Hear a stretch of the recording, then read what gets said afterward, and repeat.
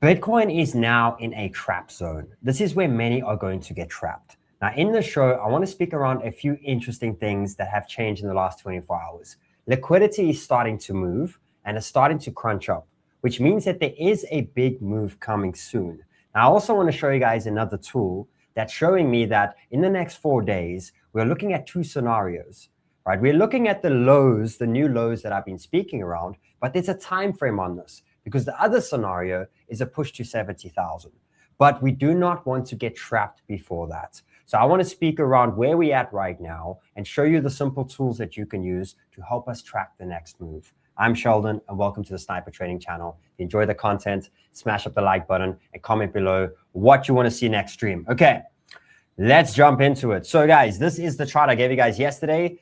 We are in trap territory. Now, why I'm saying trap, this is trappy, right? This is something that really gets people to kind of overthink. We are playing with one of the weaknesses of humans. We're going sideways. When sideways happens, you have a scenario, but then you start to think the other scenario. What happens if we don't go down to 58,000? We can push up very quick. We need to keep this incredibly simple.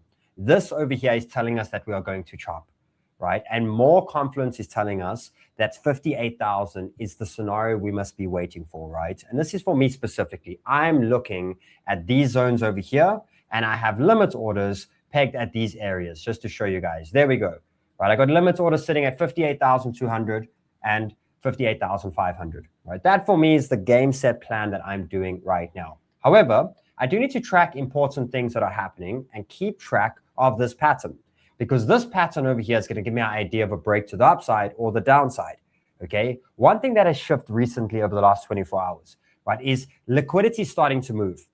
So yesterday when I did the stream, there was liquidity sitting at 60,000, right? Then we saw a little bounce up, which basically means that people are starting to long this, right? Because all of a sudden I look at the liquidity pool now and I see on the mid time frame, we're starting to get a crunch of liquidity. We're seeing some liquidation sitting here at 63,500, okay? And we're seeing these over here at 62,000. So these that were sitting at 60,000 to 61,000 is now starting to move up, right? Which means that people are starting to actually buy now, and we're starting to get more buying power happen, right? Which means that they are also at a possible risk of getting shaken out at any point. But when we see a crunch, it means at any point we're going to see some volatility kick in. Now, the next thing that's quite interesting here to show you guys as well is the volume, right? The volume is now tapering down, and you can see the volume tapering, okay? We have not seen a breakout in volume yet. However, it's showing us over the next couple of days, we should see a volume spike, right? Which means as this is chopping, it's quite important to allow the market to give the next sign, right? And the important things we want to see is volume behind that sign. So when we saw a small little red candle now, I saw a small spike up in volume, but you can see in the next couple of days, we should see a nice big spike coming again, right? And again, these trends will help us identify that. So to make it clear right now, this is still where liquidity is sitting, right? We're seeing liquidity pool here at close to 62,000, and we're seeing liquidity over here, which means that this can still chop around, okay? And don't allow to kind of trap around. This will trap a lot of people. You can already see how liquidity is changing, how it's getting to people's brains, right? But now I want to get to another point here. Again, a clear over 64,000. Then we start looking at the next scenario of, hey, possible bullish, right? Then we have a drop of the lows here, and then we're thinking 58, 57,000, right? That for me is the major play. Now let's go to this scenario over here. When you get this wedge, it gives you a time frame of when we're going to see a break of this specific pattern, when it's going to go out what it's currently doing now, and it's going to change, right? And as you could see, if you just put a line here to see close to the end of the wedge, right, you could see here by Monday, right, we have weekly close coming. We have a lot of different things incoming, right? But it's telling us that over these next couple of days, there is a decision that's going to be made, right? So it's important to pay attention to that, as the move can come at any point in the next 4 days now. It does tell us that it's very likely we're going to see a little bit more chop for possibly a day or two, okay? But then a decision is going to be made. Also a trap, right? There could easily be a trap where we push up and then drop down, get everyone to think we're going up, right? And then push down. Same to the other direction. We could see a drop and then a fake bounce to the upside, right? Or a strong bounce to the upside, which means that on this specific pattern, I want to see a daily close, right? I want to see a daily close happen for me to really make sure that it is real. Closing candles are important in these times. Then I want to zoom out here and just show you guys the original momentum, right, that we are actually moving. This is when we start to move away from momentum, right? This is where it gets kind of tricky, right, and catches many off guard. However, gives you an opportunity that if you catch the lows, right, you get better buys in the rest of the market. But realistically, this is the line where we turn bullish again, where people start getting some hope again, and you start getting some real high time frame volume incoming, right? Like continuation volume is on this trend. So you track it all the way from the top.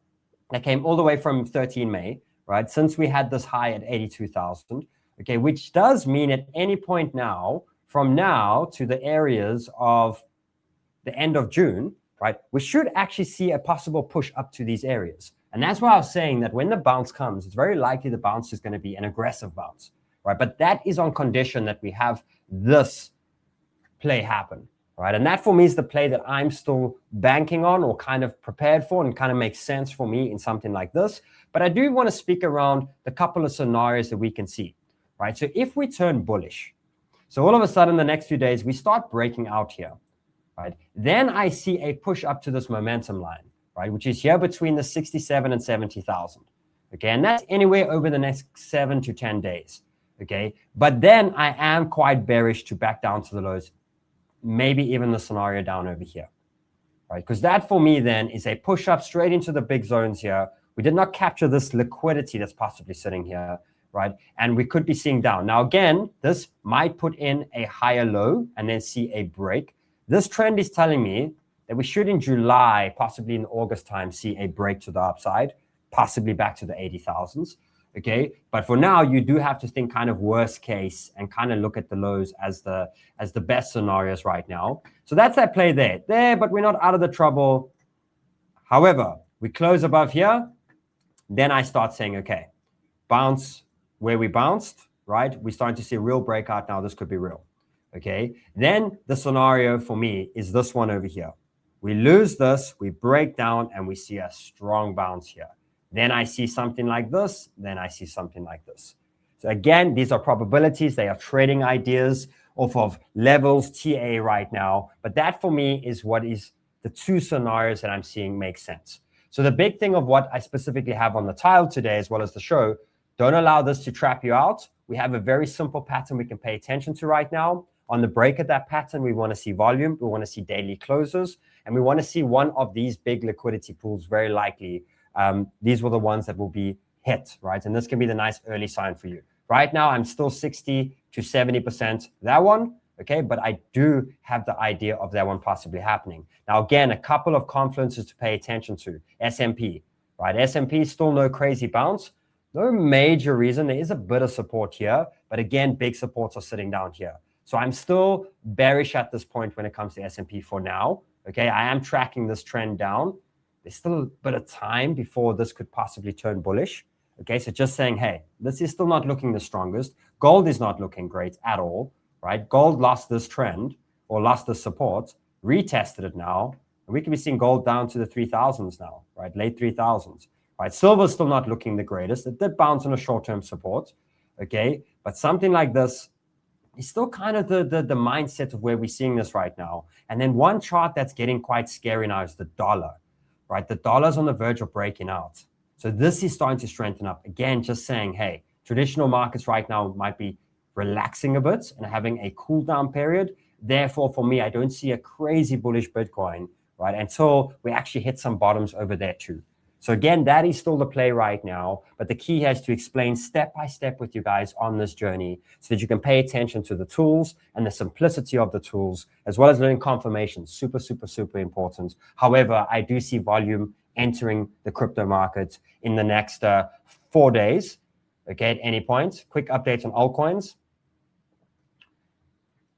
Same thing. Nothing crazy bullish here just yet. This is where we kind of turn. And again, since this dominance has warmed up and looking stronger, I do have an idea of possibly altcoins going slightly lower down, right? So those targets of ETH that I have here at that 1,500, right? The Solanas, right? Down to these areas of 56 to the 58. those are still my current plays when it comes to a couple of blue chips in the market. Guys, again, smash up the like button if you enjoyed. Have a great day. Thank you for watching. Bye-bye.